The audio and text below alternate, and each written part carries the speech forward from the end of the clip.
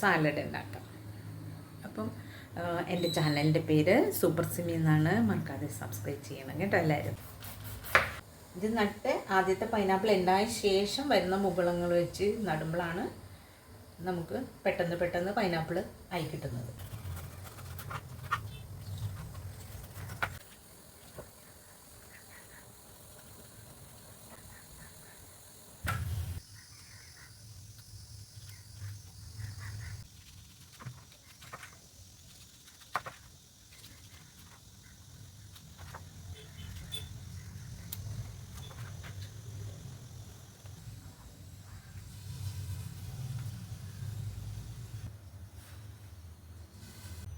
Cut ചെയ്ത ശേഷം ഉപ്പും മുളകും അതിന് മീതെ തൂവി കൊടുക്കുക.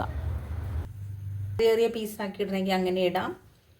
ഇങ്ങനെ തന്നെയാണെങ്കിലും കടിച്ച് കഴിക്കാം കേട്ടോ.